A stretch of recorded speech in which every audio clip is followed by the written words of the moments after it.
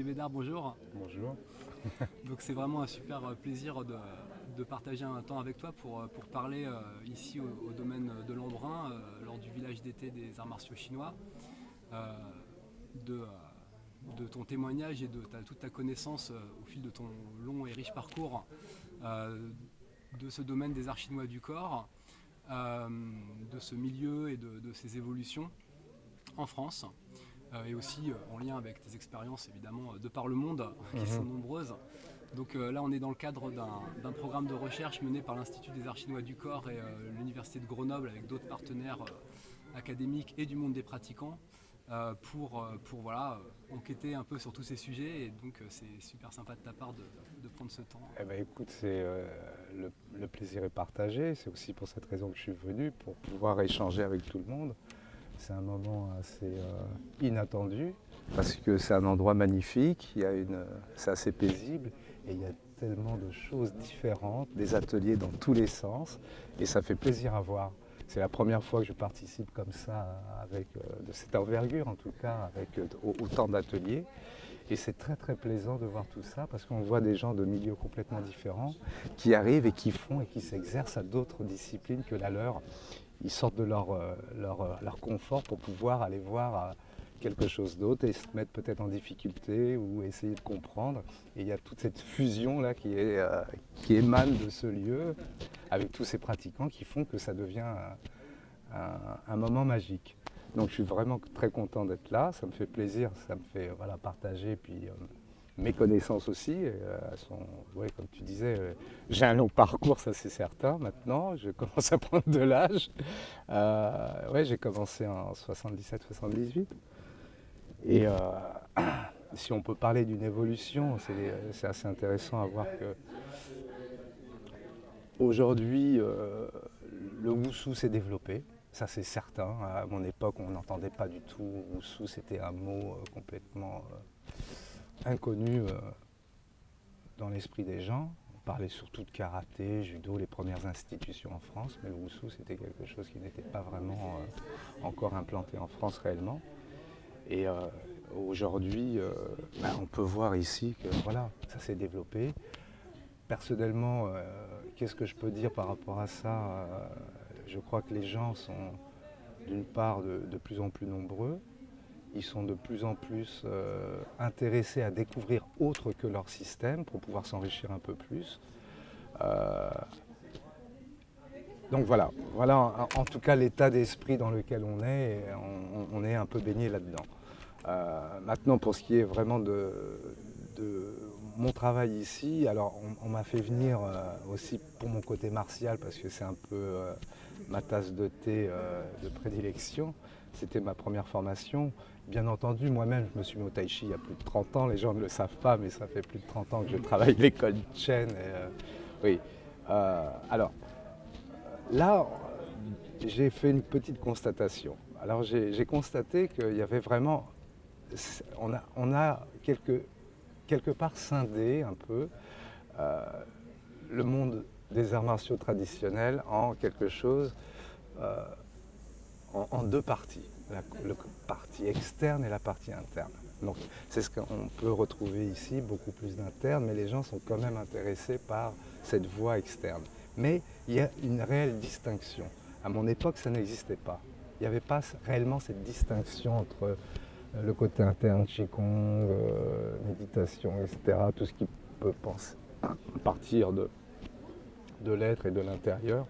Et il n'y avait pas systématiquement le côté purement martial. C'était en harmonie, l'interne, externe, on travaillait. On faisait un système classique, traditionnel. J'ai travaillé le Wushu du Nord. On travaillait, la première chose que j'ai appris, c'était les 8 tissages de la soie, les 8 pièces de brocart. On faisait ces parties intégrantes des systèmes. Alors j'ai constaté qu'il y avait un peu des gens ici, des pratiquants, qui faisaient beaucoup cette différence entre est-ce que c'est physique, externe ou interne. Et voilà, moi peut-être mon petit rôle ici, c'est de dire, c'est ni l'un ni l'autre, c'est un tout.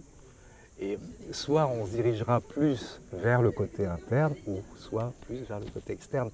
Mais c'est une composante de l'un et de l'autre. C'est le yin et le yang. Donc c'est une histoire de dosage qui fait qu'on passe plus dans un côté interne ou dans un côté externe.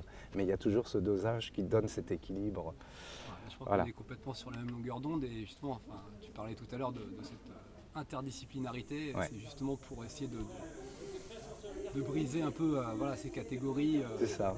Et, Et c'est ce qu'on entend en témoignage. Il y a des gens, bien sûr, qui viennent nous parler en aparté, comme ça, et qui nous disent, là, au repas, c'était une découverte. J'ai découvert, ça m'a ouvert d'autres horizons. Donc je crois que c'est ça qui est intéressant. Bien sûr, il y a une étude sociologique à faire, certainement, mais pour les pratiquants, c'est bien de leur faire découvrir un autre axe de travail. Après, ils en font ce qu'ils veulent, naturellement, mais ça leur a ouvert un autre chemin. Et là, c'est ce qui se passe. Tout est en mouvement perpétuel, dans les idées, dans les échanges martiaux, etc. Et voilà un petit peu ce que je peux dire pour ce que j'ai pu voir jusqu'à aujourd'hui. Mais c'est vrai, il y avait donc cette petite distinction interne-externe que je comprends tout à fait, puisque je suis baigné depuis tout petit là-dedans, mais ce serait bien que les gens comprennent cette composante, que c'est un tout. C'est comme le yin-yang, il n'y a pas le noir et le blanc. Non, ils sont là, l'un dans l'autre et l'un avec l'autre. Et c'est en communion. Voilà, c'est ça pour moi mais moi, c'est les tout à arts. fait le même contexte. Hein. J'ai appris aussi les deux. Moi, je me suis beaucoup moins poussé l'externe que toi ou d'autres ici. Il y avait toujours. Il y a plutôt pour moi une sorte d'aller et venue entre ces polarités, justement, de Exactement. l'intériorisation et l'extériorisation, qui d'ailleurs peut prendre des formes martiales, mais aussi d'autres formes. La voix, par exemple, Ouais. tout ce qui va être après le chant, le théâtre, les sons, un Oui, kiai. ouais. Il y a les relations sociales aussi, c'est notre manière d'extérioriser ce qu'on a construit à l'intérieur. Hein. Et même, bon, ça fait partie de... Il y a du martial dans la relation sociale quotidienne aussi. Hein. Malheureusement, tout n'est pas pure harmonie. On ne vit Bah pas oui. au paradis, quoi. Bah oui, il y a toujours ces énergies avec lesquelles il faut, pas, je dirais pas lutter, mais peut-être contrecarrer parfois ou détourner d'autres fois. Mais pour revenir un petit peu à ce qu'on disait, il y avait une personne, et c'est pour ça que j'ai traité sur ce sujet, parce qu'il y a une personne, quand elle m'a dit oui, mais c'est physique. Alors elle m'a dit, est-ce que c'est physique ou pas? J'ai dit, je ne sais pas quoi te répondre, c'est physique ou interne? J'ai dit, c'est les deux. J'arrive pas à distinguer l'un de l'autre. Et je l'ai vu pratiquer. Alors c'est vrai qu'elle n'est pas dans son domaine, mais je lui ai fait remarquer que son relâchement, par exemple, puisqu'on parle souvent du relâchement pour une performance, et quel que soit le niveau et quelle que soit la pratique, que ce soit dans un sport de haut niveau, c'est le relâchement qui va faire la différence. La performance est liée au relâchement. Et donc dans les arts internes, il y a souvent ce relâchement. Mais on catégorie, par exemple, on a une connotation, par exemple, des styles comme le Wing Chun, qui pour moi est un style interne-externe. Pas que pour moi, il a été classifié comme ça, il a un mi-chemin entre l'interne et l'externe. Et donc, par exemple, on a traité les Chisao, les mains collantes. Et ben, j'ai trouvé qu'elle avait, bien que ce ne soit pas sa discipline, mais une tension extraordinaire dans le corps. Et le fait de faire ce genre d'atelier amène les gens dans leur confort, ils sont bien. Mais quand on change, alors là, tous ces aspects internes commencent à disparaître. Il y a des tensions, il y a des... voilà, tout est crispé dans tous les sens, etc. Et donc cette fameuse énergie qu'on parle souvent dans les arts martiaux, elle ne peut pas se mettre en mouvement à ce moment-là s'il y a ces crispations. Et c'est tous ces petits décalages qui fait qu'il y a des prises de conscience qui se fait dans les ateliers qui sont faits ici. Alors je voudrais remercier tous ceux qui ont fait ce travail, parce que je suppose que c'est une organisation de fous. En amont, il y a dû y avoir un maximum de préparation. Et je dois dire, je sais que c'est la première fois, et je dois dire, pour moi, c'est une belle réussite, quoi. Une vraie réussite, parce que, voilà, on est là, on est à côté de gens qui pratiquent.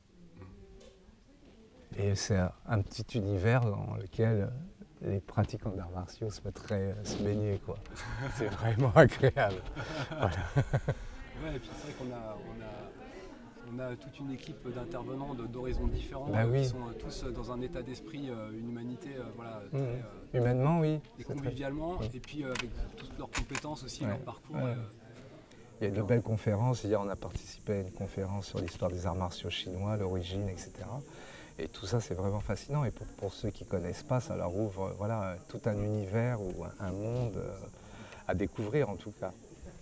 Mais du coup, on a parlé aussi, tu reparles de cette conférence, et on parlait de l'interne et l'externe, et il montrait justement aussi qu'il y a une origine historique à ça, qui date effectivement de la fin des Ming là, et de cette construction aussi avec des questions politiques et ethniques, etc. dedans qui ont participé à ces catégories-là, et effectivement qui ont été catégories qui ont été réutilisées dans les formes, enfin dans le développement moderne et officiel et sportif, pour finalement désigner certaines disciplines ou catégoriser, regrouper certaines disciplines. Et là, on en parlait un petit peu autrement tout à l'heure. Toi, t'en parlais autrement de l'interne et de l'externe. T'en parlais un peu comme je disais. C'est pas parce que je fais il y a d'ailleurs du Qigong externe, on pourrait dire. Tu vois. Donc, est-ce qu'on pense le truc sur telle discipline rentre dans la case externe ou rentre dans la case interne, ou est-ce que quand je pratique, je fais plus ou moins à tel moment de l'interne et plus ou moins à tel moment de l'externe. Et là, c'est là peut-être là que ça devient intéressant. C'est comme un curseur que tu viens régler, quoi. Donc c'est vrai que tous ces aspects m'intéressent, moi. L'aspect martial, naturellement, les distances de combat que j'ai étudiées par les jambes, après les distances de poing, les distances de corps à corps debout, les corps à corps au sol, etc. Mais il y a tout cet aspect interne. Et il est vrai que moi j'ai commencé, comme je disais tout à l'heure, il y a 31 ans. Parce qu'à un moment donné, même dans notre pratique, qu'elle soit, on peut l'appeler externe pour les gens, Wing Chun ou d'autres. Très physique, quoi. Oui, un peu plus physique. Qu'est-ce que je voulais vous dire? On ressent besoin à un moment, quoi, en fait, c'est ça. Attends, où j'en étais? Oui, tu as ce besoin, quand tu pratiques, tu as ce ressenti d'aller voir autre chose pour pouvoir développer quelque chose de plus, pour améliorer naturellement ton potentiel à toi, intérieur. Et au fil du temps, ça s'impose à toi. Des systèmes ou peut-être des rencontres avec des gens qui pratiquent d'autres systèmes que les tiens. Et c'est comme ça que je suis venu à ce style, pour pouvoir améliorer ou développer. Comment je vais faire pour développer plus de puissance? Comment je peux faire par rapport au style que je pratique? Quel est l'autre système qui peut se rapprocher ou qui peut m'aider pour pouvoir développer sans avoir à détériorer naturellement le principe même du système dans lequel on est? Et donc il y a constamment une forme de recherche, même parfois inconsciente. Et tout à coup, c'est ça qu'il me faut. Voilà. Et c'est comme ça que je suis venu au Chen. Voilà. Peut-être aussi par la rencontre de ce personnage que j'ai rencontré, qui est Chang Xingliang, qui est un des hommes qui était le plus médaillé de Chine à cette époque. Il a eu plus de 100 médailles. Il est tellement humble qu'il ne veut jamais en parler. Mais il était à l'époque, quand j'ai rencontré, en 85, il avait détrôné Chen Zhaowang en compétition internationale en Tai Chi Chuan. Et c'est avec c'est cet homme que j'ai rencontré, et il est expert dans les formes modernes de Wushu classique, etc. Et un beau jour, il me dit oui, mais je préfère l'interne, je suis meilleur en interne. Quand on voit les documents, il y en a certains, et on le voit comment c'était en externe, tu te dis mon Dieu, s'il est meilleur en interne. Et et un jour, je lui ai posé la question, et par rapport à ce que je cherchais, il m'a dressé une liste de systèmes, et j'ai choisi l'école Chen. Et c'est comme ça que je suis parti avec lui en pratiquant l'école Chen. Mais c'est quelque chose qui, comme je disais juste avant, c'est quelque chose qui s'impose à nous. On ne va pas systématiquement rechercher quelque chose comme une sorte d'être boulimique. Non, les choses, parce qu'on est dans une pratique qui prend un temps. Une pratique, quel que soit le système, pour pouvoir un peu cerner un système, il faut une dizaine d'années de pratique, d'études. Et là, on commence à faire le tour. On voit un petit peu l'aspect général du système. Donc, naturellement que ça prend du temps, tout ça. Et et c'est le plaisir, justement, de ce temps, c'est notre temps de vie, et on le passe à développer notre plaisir personnel. C'est un peu égoïste, quand même. Forcément, on se nourrit et on intériorise tout ça et on incorpore tout ça, et puis après on produit à partir de ça. Voilà, donc, et puis j'allais dire, c'est cet amour pour notre système, ou notre hobby, ou on l'appelle comme on veut, notre passion. Nous, maintenant, en tant qu'enseignant, c'est de transmettre cet amour. Pas spécialement le style proprement dit en soi. Moi, j'ai des gens qui viennent me voir et puis je les intéresse aux arts martiaux. Et puis, il ne va pas faire Wing Chun, il va faire du Jiu-Jitsu, ou alors il va faire un autre type du Kali, ou il va faire un... Et ils partent. Mais quand je les revois plus tard, ils ont la banane jusque-là, ils ont trouvé leur voie. Et que ce soit à travers les arts martiaux ou une autre voie, c'est ce qu'on essaye de donner aux gens, cette passion qui après ils l'emmènent avec eux puis ils vont la retransmettre à quelqu'un d'autre. Et voilà, bon, à notre petite échelle, on essaye de faire régner le plus possible une forme de bien-être qu'on essaye de transmettre à l'autre ou de lui faire passer cette prise de conscience que son propre véhicule, le plus précieux, c'est bien son corps. Mais est-ce que ça, c'est pas aussi en partie parce que tu as parlé de ton passage à l'interne à un certain moment pour approfondir et améliorer, on va dire, développer ta pratique du Wing Chun en l'occurrence, ou du Chun, etc. Enfin, les quelques systèmes donc, qui sont principaux dans ta vie à toi. Mais là, quand tu me parles de tout ça, et c'est aussi, est-ce que c'est aussi qu'à un moment, il y a besoin aussi de transférer quelque part tous ces savoirs-là dans des domaines plus de la vie quotidienne. Finalement, là, tu parles d'éléments de relations humaines, de transmission, de choses, voilà, de la manière dont tu gères ta petite communauté, etc. Enfin, tu vois, c'est aussi...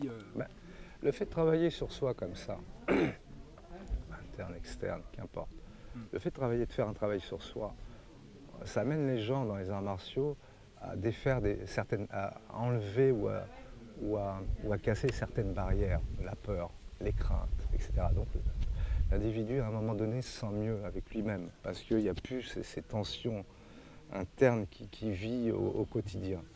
Alors, les arts martiaux, ce qu'on essaye de donner, ce n'est pas spécifiquement lié à l'art martial. On utilise l'art martial ou les gens utilisent l'art martial, mais c'est pour une construction. La personne vient souvent maintenant étudier un art martial, mais pour lui donner une certaine énergie, pour pouvoir rebondir dans sa vie sociale, pour lui donner une confiance ou d'autres armes pour pouvoir affronter ce qu'il a affronté. Ou parfois, souvent, on voit malheureusement des gens, certaines personnes dans un état un peu de détresse, à la fois mentale et même physique. Et lorsqu'ils pratiquent, on voit au fil des mois réapparaître un corps, on voit réapparaître un sourire, et après les gens ils repartent sur une nouvelle voie. C'est ça qu'on donne. On essaye de leur ouvrir systématiquement, ça leur donne plus de sensibilité. Alors après, il y a des gens qui vont être plus sensibles, un peu plus, et puis qui vont se diriger non plus sur une chose brute, mais plutôt vers les arts, ou aller au musée regarder une belle peinture de Vinci ou de Raphaël ou autre. Et les gens commencent à se nourrir de choses qui leur font plaisir. Et je crois dans les arts martiaux, il y a souvent ce déclenchement qui produit ces choses-là. Et les gens vont vers d'autres choses. C'est pas les arts martiaux, c'est pas lié aujourd'hui. Il y a des guerres. Il y a des guerres, malheureusement, encore aujourd'hui. On n'y va pas à main nue. On n'y va pas avec l'arbalète ni avec le sabre. Les arts martiaux, c'est plus pour ça aujourd'hui. Et depuis de nombreuses décennies, c'est plus pour ça. C'est pour se sentir mieux, avoir se défendre aussi d'une agression physique, certes, mais c'est au-delà de ça. C'est intéressant, donc quelque part, il y a vaincre la peur, vaincre la morbidité, ça libère un élan vital. C'est un peu ce que tu dis en fait. Oui. Ça libère quelque chose. Mais on parlait, je crois que c'était hier, de l'esprit du samouraï. Va combattre un vrai samouraï. Il part du principe qu'il est déjà mort. Donc tu pars déjà très mal quand tu es face à lui. T'es pas très bien. Mais voilà, c'est une dualité comme ça. Il n'a plus de crainte. Et affronter quelqu'un qui n'a pas de crainte. Donc il y a quelque chose de l'ordre de la... Il a un niveau, voilà. Il a atteint un niveau que tu peux... Dans cet idéal, en tout cas, il est haut. Ouais, il est haut. Maintenant, ça peut se discuter. C'est intéressant aussi parce que c'est un idéal qui, quelque part, est plus de l'ordre de la déconstruction, de la soustraction de quelque chose qui libère autre chose qui vient de lui-même après. En fait. Exactement. Quelque chose comme ça. Pas mettre des couches et des couches pour effacer les autres, non. Faire un vide. On est un peu dans le Zhuangzi, le Wu Wei et tout ça. Vide ta coupe afin de la remplir à nouveau. Voilà, c'est ça. C'est ça. Et alors du coup, toi tu as commencé, donc on disait tout à l'heure, dans les années, deuxième moitié des années 70. Et quel milieu un peu t'as trouvé? Je crois que ça a été, enfin, toi t'es parti vraiment de trucs durs en fait. Ouais. Donc Ouais. là, quel genre de milieu t'as rencontré à cette époque et justement t'as fait face à tes peurs et tout ça à ce moment-là aussi. Oui, parce que Ouais. j'ai commencé, j'étais un ado, hein, j'avais 14 ans. Donc c'était une école martiale. Il y avait très peu d'écoles de Wushu. Moi j'ai parcouru Paris en long, en large, et je suis parisien, je connais bien Paris, en long, en large. Et puis il y avait quelques écoles, mais beaucoup de gens qui s'étaient reconvertis à l'époque du karaté vers le Kung Fu, et patati patata. Ça ne me plaisait pas. Bien sûr que à cette époque, on avait quoi comme image? On n'avait pas Internet, on n'avait rien de tout ça. Mais les seules images qu'on avait, c'était certains magazines où, quand est apparu un monsieur qui avait passé à l'écran, un tout petit chinois qui s'appelait Bruce Lee, qui dit ah, tu dis, c'est ça que je veux. C'est Ouais. le petit félin là. Oui, mais c'est des images, c'est des gens comme ça qui ont fait un peu, ouais, dans Bien sûr. l'Occident, pousser les arts martiaux. Et, euh, et donc, je cherchais un type d'école qui ressemblait un peu, parce qu'on n'avait pas beaucoup d'informations à ce propos. Je savais que c'était du Kung Fu que je voulais, que ce côté, j'aimais pas le côté rigide du corps de certains systèmes. Donc, le côté animal me plaisait beaucoup. Ouais. Bien. Alors, 14 ans, il n'y avait pas de cours comme là, enfant-adulte, j'étais avec les adultes. Et quelques mois plus tard, tu apprends une certaine technicité dans ces écoles. C'était une école du nord de la Chine, l'école d'Alani, spécialisée dans le combat. Et à un moment, tu dois faire des combats. Alors, bien sûr qu'il y a une préparation, il y a des danses de combat préalables. C'est avec un partenaire, c'est tout seul d'abord. Après, une danse de combat avec un partenaire à 2 mètres de distance, 1 mètre. Et après, pour avoir les habitudes, savoir se mouvoir, etc., tu simules, il t'attaque sans contact et tu simules, tu essayes de voir si tu peux bloquer à distance, etc., pour arriver après au contact. Mais une fois que c'est établi, le contact, c'était à main nue. Il n'y avait pas de tatami, c'était du Kung Fu, donc sur des planchers. Et tu as un môme de 14 ans et tu te fais jeter, tu te fais maltraiter. C'était dur.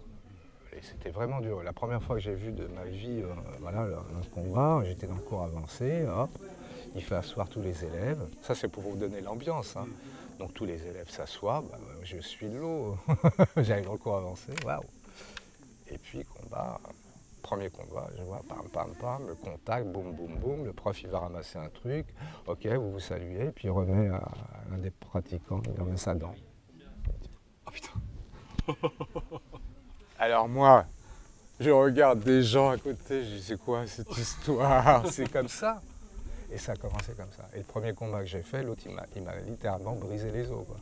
Il m'a jeté sur le plancher, bam, alors là, ça a fait comme ça là-haut. Alors j'aimais ça. Mais je reste ou je reste pas. C'est des barjots, hein. Ils sont barjots. Alors, je m'étais fait vraiment mais rétamer, quoi. Puis un monsieur, quoi. Alors je me suis dit à ce moment-là, ok, tu veux être qui? Le loup ou l'agneau? Tu veux rester? Il faudra que tu sois le loup. Sinon, tu ne peux pas rester dans ce type d'école. C'est trop dur. Et j'ai continué, j'ai persévéré. Et j'ai persévéré. J'ai travaillé, voilà. Et donc c'était cette ambiance-là. Et c'était au chaos, les gens ils ont du mal à croire, mais aujourd'hui il y a du MMA, machin, ouais, c'est très bien, mais les écoles classiques d'autrefois c'était ça. Et il n'y avait pas de protection, c'était à main nue. Certes, on n'avait pas le droit, soi-disant, de taper dans le visage. Combien ont perdu leurs dents? Donc voilà, c'était cette ambiance-là, assez rude. Et puis, c'était du Kung Fu. À l'époque, il y avait le karaté et quelques systèmes un peu comme il y avait... Je me rappelle, hein, monsieur Pachi, Roger Pachi, qui faisait des choses comme ça. Il y avait du kickboxing, etc. Il y avait aussi de la BF, tout ça. Mais il y avait toujours cette petite guerre un petit peu Japon-Chine.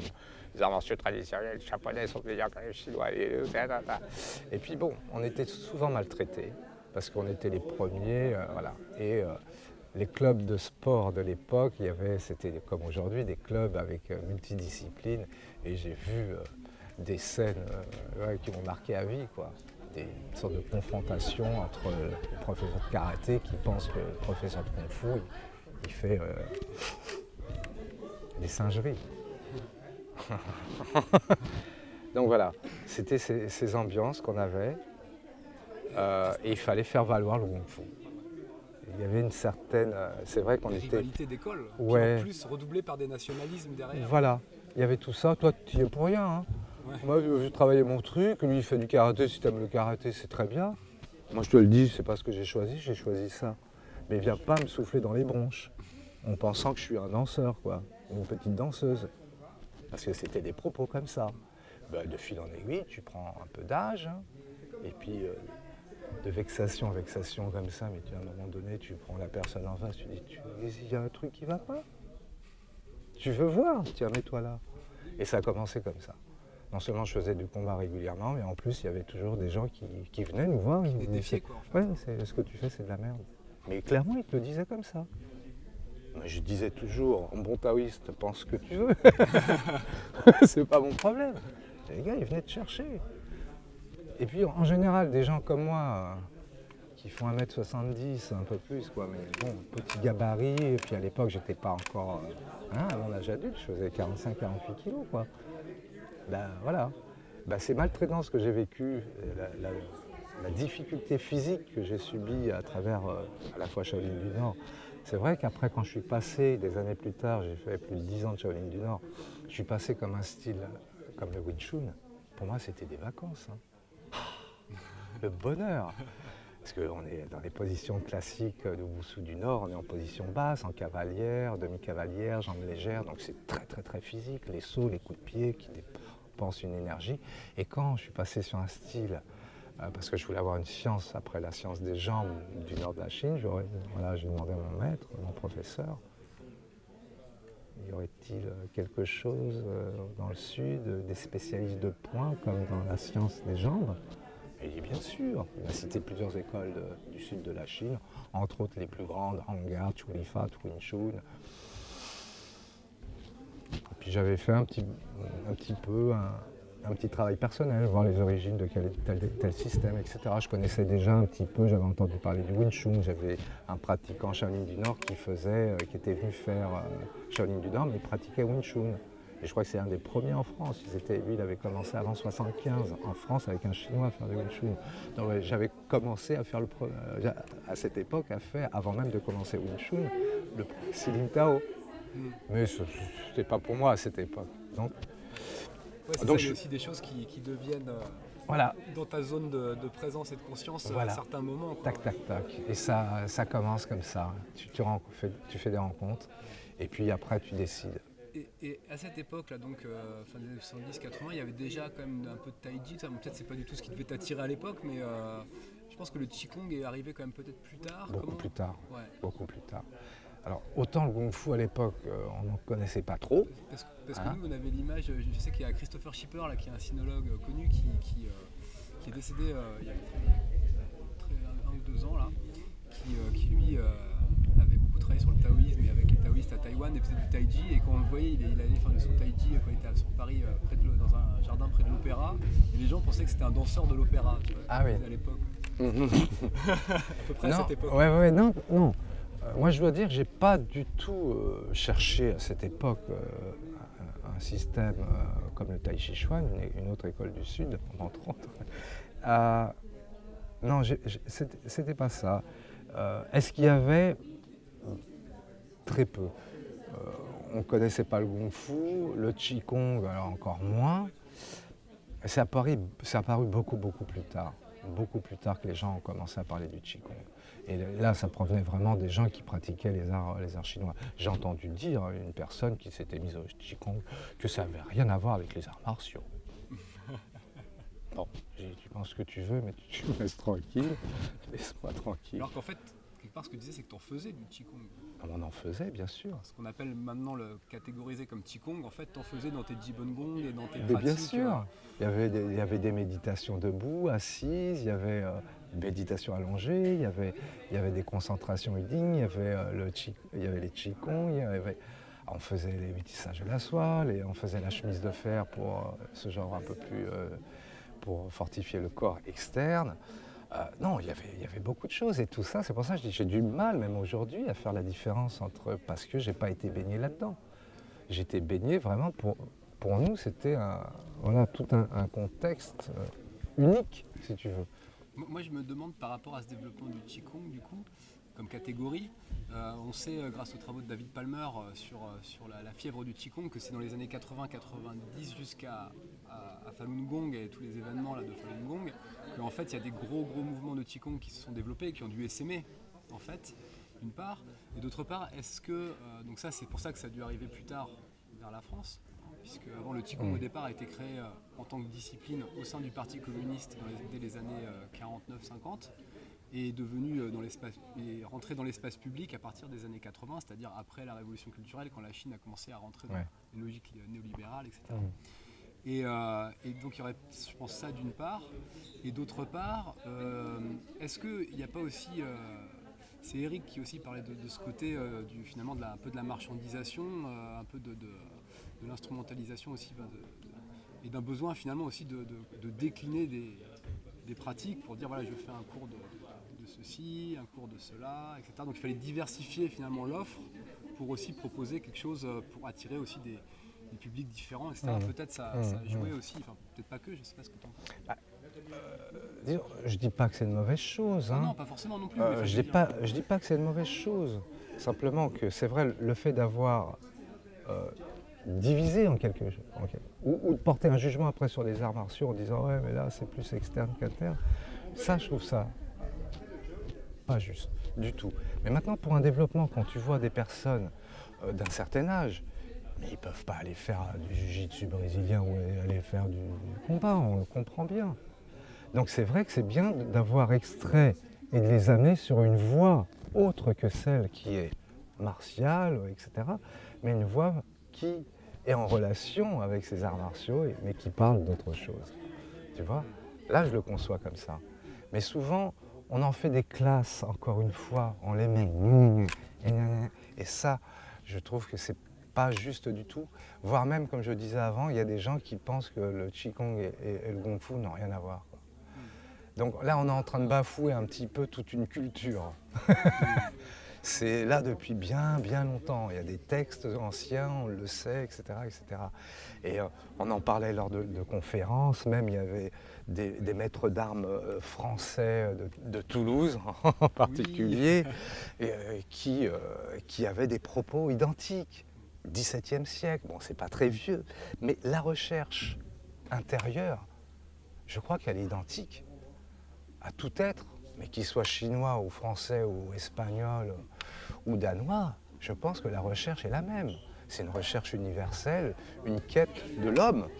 Donc voilà, ça c'est... De l'homme aussi confronté à lui-même, parce que quand tu parlais de la peur, du guerrier confronté à un vrai champ de bataille, c'est sûr que forcément ça doit t'amener à...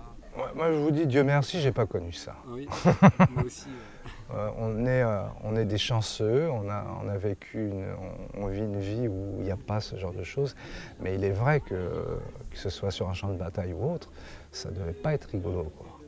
Pas du tout. Mais d'ailleurs, bien souvent, c'est aussi des... Cette peur, elle tient au ventre des hommes depuis la nuit des temps, quoi. Mais c'est aussi ça qui fait avancer l'homme.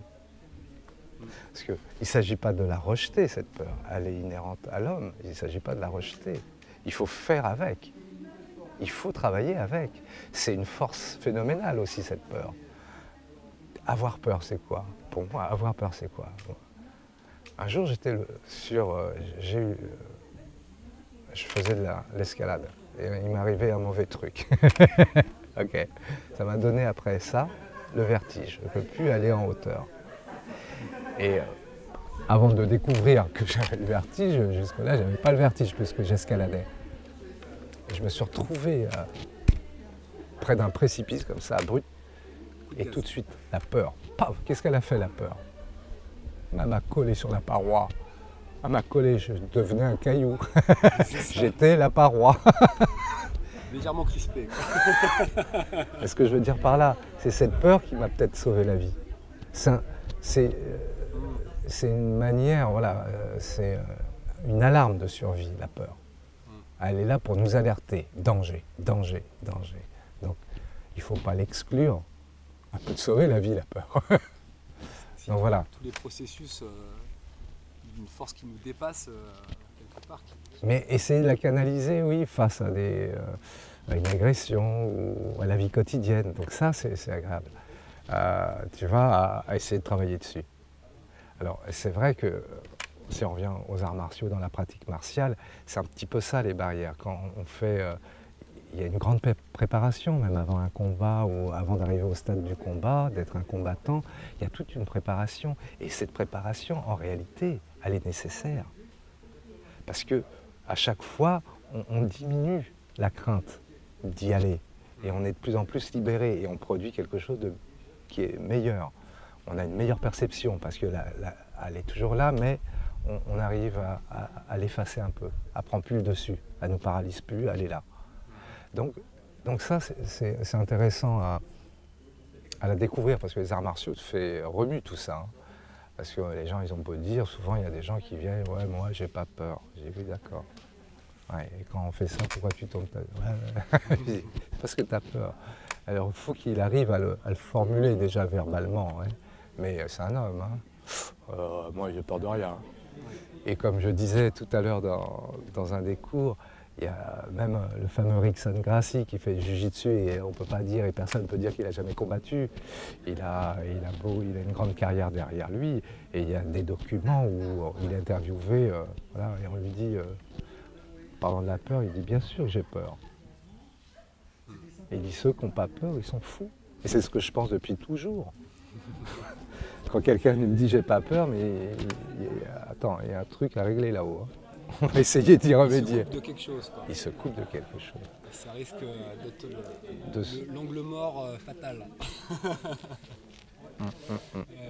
Donc voilà, il y a, à travers tous ces arts martiaux, c'est vrai qu'on voit toujours l'aspect physique qui est en œuvre, mais tout cet aspect dit intérieur, mental, physiologique, on ne le voit pas trop. Tout ce qui se passe à l'intérieur, on ne le voit pas trop. Alors parfois, il y a beaucoup de gens qui en jouent un peu, ils sentent des choses, etc. Mais c'est une pratique interne, c'est quelque chose de long et de difficile. Il faut avoir déjà, par exemple même pour le tai chi ou tout mouvement, il faut avoir une meilleure circulation, donc une certaine tenue, un certain relâchement, mais un mouvement parfait pour pouvoir faire circuler l'énergie dans le corps. Donc déjà, il y a une partie physique qu'il faut accomplir pour pouvoir commencer à travailler sur ces circuits énergétiques dans le corps, etc. C'est d'une subtilité, une grande subtilité, donc ça prend du temps, ça prend du temps. Et voilà, c'est ça notre pratique. Ça fait partie, oui, ça fait partie intégrante, bien sûr. Pour arriver à une forme à la fois de maîtrise technique et aussi d'élaboration de la personne. Quoi, ça va ensemble. Comme l'artisan et son objet se construisent ensemble. Quoi. Ah, tu parles à un ancien ébéno, je comprends ce que tu me dis. Ah ouais. Je savais pas. Ah oui. Non, mais je garde, par exemple, aujourd'hui, bon, je ne fais plus du tout ce métier-là, mais il m'arrive de prendre un bout de bois et de sculpter. Parce que cette relation, ne serait-ce avec le bois, pour moi, c'est comme un peu le kung-fu. Tu rentres et puis tu vas rentrer dans une forme, tu vas faire unisson avec ton morceau de bois et tes ciseaux, et tu vas... Et il se passe, des fois, je relève la tête, il ne s'est pas passé 1 heure comme j'ai prévu, hein. C'est 10 heures qui s'est écoulé. Ah ouais. Donc c'est une forme de méditation, comme ça. Et c'est pour sortir aussi du sujet des arts martiaux, mais en restant dedans tout le temps. Et voilà, c'est pour ça tout à l'heure je parlais des arts, etc. Parce qu'il y a plein d'autres domaines qui t'enrichissent et qui peuvent enrichir ton kung-fu en sortant justement de ton kung-fu.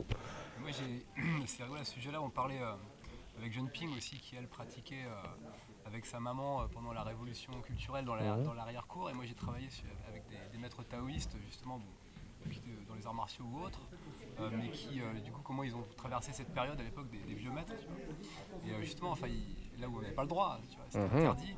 Et du coup, souvent, alors, par exemple, des maîtres martiaux sont devenus médecins aux pieds nus parce qu'ils avaient des connaissances, etc. Et ça, c'était un statut reconnu, quand même, de médecins, voilà, ou les guérisseurs aussi, ou d'autres qui étaient médecins et qui s'est retrouvé à médecin traditionnel et qui s'est devenu à l'hôpital de la ville. Donc, voilà, des gens qui ont fait du tissage, des femmes par exemple qui faisaient du tissage, qui tissaient leurs maîtres ancestraux, leurs ancêtres, etc. Donc une activité économique, etc. Donc il y a eu tous ces transferts finalement, et on se rend compte là, ça aborde aussi du coup tout un autre champ technique et pédagogique qui est celui du transfert des compétences en fait. Quand tu apprends quelque chose à un endroit, tu peux réutiliser dans un autre domaine et tout ça, ça se complète. Et donc là, tout à l'heure, tu parles de tout le champ de ces pratiques martiales en elles-mêmes, mais c'est même finalement beaucoup plus large, puisque tu peux faire de la méditation quelque part en tant qu'ébéniste. Bah oui, et pratiquer toujours, et quel que soit l'endroit. T'es là, quoi. Donc voilà, à partir de là, je crois que tu vois, tout ce travail qui est fait, tu te sens, comment dire, mieux avec toi-même, si on peut dire. Le fait de rester dans un endroit, je peux rester 1 heure, 2 heures, je ne m'ennuie pas. Et j'ai pas d'ennui. Je suis bien avec moi, donc tout va bien. C'est ça, ouais, c'est un bon Donc c'est vrai que comme on est, même Ringping, on en a souvent discuté, a dit des fois, oh c'est dur hein, quand même. Bien sûr, les gens, sur une courte période, mais quand on fait ça depuis plus de 40 ans, le corps, il subit, etc. Et puis elle me dit, je vais m'arrêter. Je la regarde, je lui dis, tu crois que tu peux? Et elle se met à rigoler en me disant, c'est pas possible. C'est pareil, on a eu la même, ouais. Bien sûr que c'est pas possible. Quand on a passé notre vie à ça, on peut pas s'arrêter. C'est, voilà, ce sera jusqu'à la fin de nos jours, je pense. Et on espère aller le plus loin possible. Ben, c'est ça. Voilà. Mais du coup, c'est un peu l'occasion de revenir sur ton école. Toi, comment tu as développé, tu as monté un peu au niveau, on va dire, associatif ou comment ça s'est monté, comment ça a un peu évolué sur la durée? Si on peut reprendre les choses au début, quand je suis revenu d'Australie diplômé, bien sûr en France il n'y avait pas. On me disait, on était, en 88, 89 ou 90, 89, 90. J'étais diplômé en Australie, j'ai passé mes diplômes là-bas. Et puis il devait y avoir une reconnaissance. J'étais diplômé dans tous les pays de la Commonwealth, donc j'essayais de faire valoir mon diplôme français, enfin australien pour qu'il devienne une équivalence. Ça a mis plus de 2 ans parce que la fédération m'a envoyé au ministère. Le ministère de la Jeunesse et des Sports me dit il faut l'aval de la fédération. La fédération, non, il faut l'aval du ministère pendant 2 ans. Ping-pong, quoi. On appelle ça des ping-pong maintenant. Voilà, c'est ouais. ça. C'est yin-yang, ça. C'est yin-yang, donc voilà. Et puis un jour, un de mes élèves qui faisait partie d'une fédération, il était voir le directeur technique, il connaissait mon maître, etc., etc. Donc à partir de là, j'ai été reconnu et j'ai commencé, j'ai ouvert une association pour le développement du Wing Chun traditionnel en France. C'était déjà l'académie. Ouais, c'est aujourd'hui, depuis 1989 jusqu'à aujourd'hui, c'est toujours la même association. Et bien sûr, j'ai commencé parce que, à côté de mon professeur de Shaolin du Nord, on était au Club de la Main d'Or, ça s'appelait le Club de la Main d'Or, qui était dans le 12e. Et puis ensuite, ce club, il y a eu quelques petits problèmes, il a fermé et je me suis retrouvé dans un autre lieu et j'ai continué à professer. Au départ, c'est parce que les gens voulaient. L'idée principale de cette histoire de pourquoi j'ai été chercher le Wing Chun, bien sûr pour mes connaissances personnelles parce que j'adorais ça, mais aussi avec mon professeur, mon premier professeur, son rêve c'était de créer un institut chinois d'arts martiaux à Paris. C'était... l'Australie. Pardon? Non, là je reparle de mon premier professeur Shaolin du Nord. D'accord. Ça c'était c'était son idée. Alors il voulait qu'il y ait des styles de kung-fu du nord, du sud, il aurait aimé la calligraphie, bien sûr la langue. Donc voilà, il voulait créer un institut. Alors, quelque part, à la base, j'étais parti de mon école aussi pour ramener Pour venir compléter des savoirs. voilà, un savoir avec la science qu'on avait appris, enfin la science des jambes et puis le savoir de Wing Chun. Voilà. Et en faire, commencer à construire un institut chinois d'arts martiaux à Paris. Alors il y a eu quelques complications, mon prof n'était pas français, il était américain, et puis bon, un beau jour il était obligé de repartir. Mais c'était l'idée première, c'était ça, c'était de construire quelque chose. Naturellement, ça ne s'est pas fait, donc moi j'ai continué à faire Wing Chun pour les élèves, puis de fil en aiguille ça a pris un essor assez rapidement. Et Daumesnil, c'était l'avenue Daumesnil, ils ont fait la coulée verte, donc on a été expulsés par la mairie. Et c'était un monsieur qui s'appelle Michel Sanchi qui m'avait accueilli, qui était un ancien, je crois qu'il avait été vice-champion olympique de judo. Voilà, un super bon professeur. Il m'avait accueilli, puis voilà, et puis de fil en aiguille, après j'ai trouvé mon académie jusqu'à il y a 3 ans, qui a brûlé malheureusement. C'était le 2e temple Shaolin qui a brûlé. C'était une vieille école tout en bois et malheureusement elle a brûlé. Puis on s'est retrouvés, voilà, à Montreuil. Mais voilà, c'est une continuité. Montreuil maintenant, c'est ça. Voilà, ouais, juste à la limite de Paris. Mhm. Et ils ont chassé les Parisiens de leur ville natale, c'est terrible. Et donc on est arrivé à Montreuil. Mais voilà, donc c'est par le cadre d'une association que j'ai développé voilà, tout ça jusqu'à aujourd'hui. Donc là, d'environ 1990 jusqu'à donc sur un peu plus de 30 ans en fait. Du coup, là, qu'est-ce que tu as un peu perçu dans l'évolution du public, le regard du public, alors, grand public, médias, etc., mais aussi des pratiquants plus proches peut-être. Enfin, qu'est-ce que tu as senti comme évolution sur la période? Il y a eu une influence dans ces dernières décennies, c'est ce qu'ils ont appelé l'UFC, le MMA, les sports de combat, j'appelle ça. Ouais. Les sports de combat. Je fais la différence entre les arts martiaux et les sports de combat. Donc il y a beaucoup de jeunes qui se sont orientés beaucoup plus vers ce genre de choses parce qu'il y a ce côté un petit peu... qui fait péchu, quoi. Donc ça a un peu faussé certaines donnes dans les arts martiaux. Je dis, il y a beaucoup de gens par rapport aux écoles traditionnelles. Hein, voilà. Peut-être les gens sont aujourd'hui un petit peu moins intéressés par les écoles traditionnelles, plus par ce genre de relations de combat, MMA, etc., Ultimate, etc.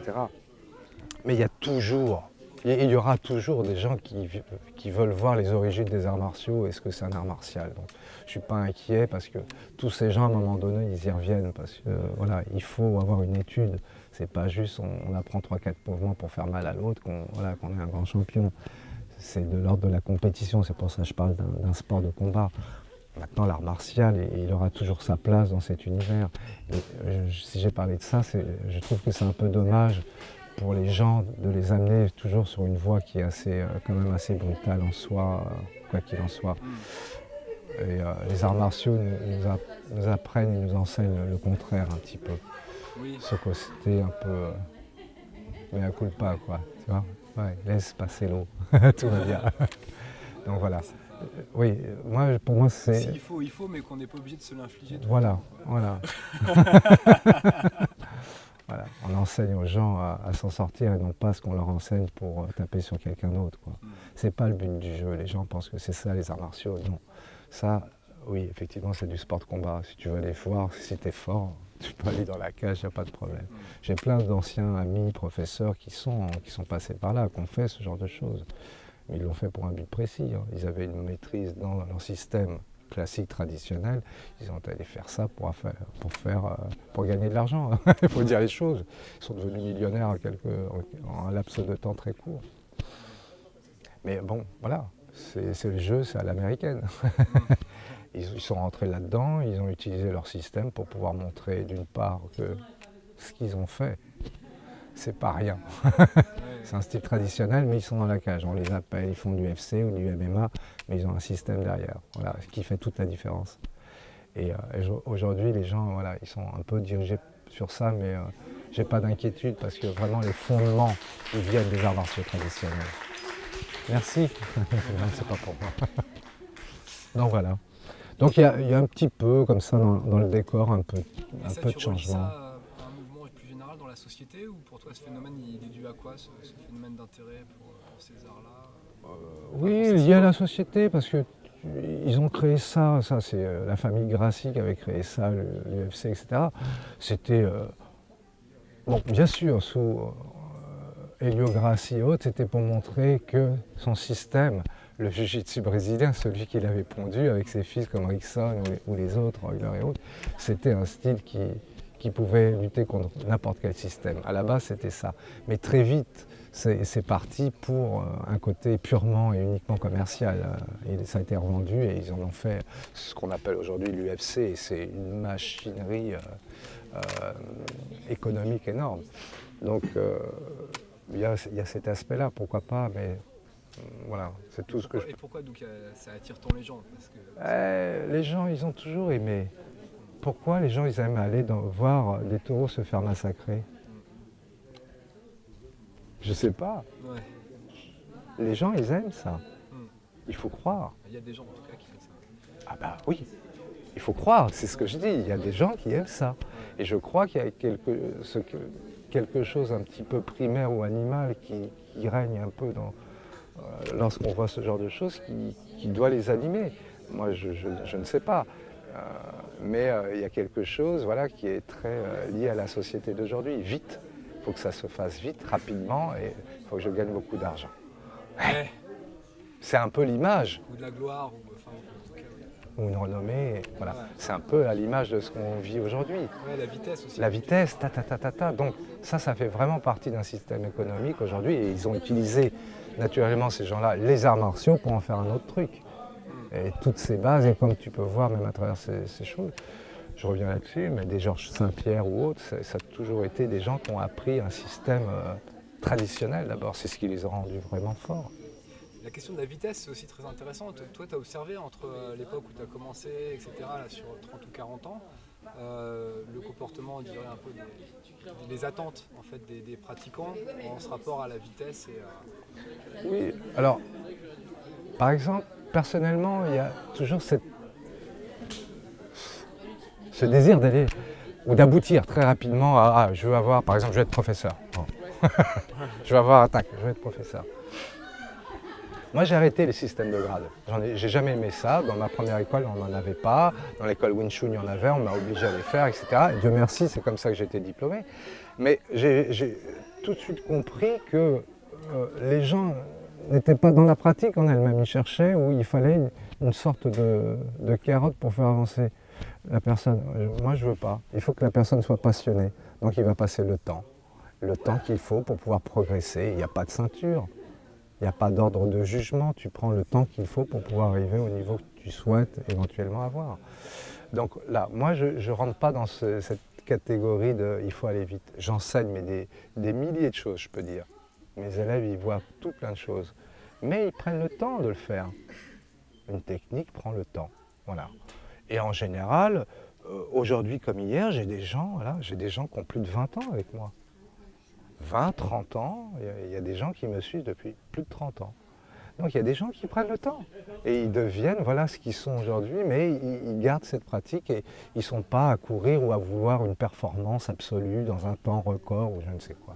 Donc ça, j'essaye de préserver cette chose pour que la personne soit à l'aise et je ne lui demande pas un résultat de suite, quoi. Voilà. Naturellement, j'aime pas que ça traîne. C'est pour ça que j'essaye de... Mais voilà, mais comme ça, tout le monde prend ce qu'il a à prendre. Non, voilà. Le temps de l'intégration, voilà. le temps de la digestion. Et puis c'est un corps qu'on a, donc il faut pas le malmener tout le temps, il faut en prendre soin.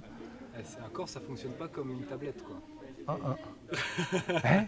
Peut-être prochainement il y aura des rotules changeables au supermarché, mais pour l'instant il vaut mieux garder les siennes, quoi, donc il faut vraiment prendre soin de soi et prendre soin de l'autre dans la pratique. Là il y a aussi, tu vois, il y a un rapport aussi humain qui se fait. Il y a aussi ce rapport humain. Dans les arts martiaux aussi, il y a une chose qui n'existe pas ailleurs, je pense, j'ai jamais vu ça. On peut rencontrer un procureur de la République avec un petit trafiquant de drogue dans un cours. C'est vrai, c'est transversal. Ou un gars de cité qui déteste les flics et il se fait copain avec eux. Il ne sait pas, hein. Moi je le sais, c'est sur sa fiche d'inscription. Il fait pote avec un flic, mais il les déteste, hein. Donc ça, je trouve ça d'une beauté absolue. Socialement, il y a un mélange, je veux dire, tu vois, des âges, des milieux. Socialement, voilà, tout est mélangé. Et ça, j'apprécie toujours ce moment. Quand je vois ça, ce monsieur, tu vois, avec le petit gars qui veut se friter avec lui et il ne sait pas qu'il est en train de, de taper sur un policier. Donc tu vois, socialement, il y a des choses comme ça qui sont magnifiques, vraiment, à vivre. Moi, j'aime ce milieu-là parce qu'on rencontre toute catégorie de personnes, toute catégorie, de tous les horizons. Et ça, c'est pas... Ouais, quand on est dans un corps de métier, on reste dans le corps de métier. Dans la technique, mais on reste toujours dans notre corps. Que là, on a un éventail énorme de possibilités de rencontrer des gens de milieux complètement divers. Socialement, j'entends. Et ça, c'est chouette, ça. C'est aussi la richesse des arts martiaux. C'est d'avoir ce trésor-là, de faire mélanger tout le monde. Et il n'y a plus d'appartenance, je suis plus de telle et telle classe, ou je suis plus socialement. Non, on est tous au même niveau. Et on redevient de simples êtres humains et voilà. Il n'y a pas de jugement, il n'y a rien, on est là et on échange. Ça, déjà, ça, c'est... Voilà. C'est déjà une réussite. Voilà. Et c'est ce qu'on voit ici, quoi. C'est ce qu'on voit ici.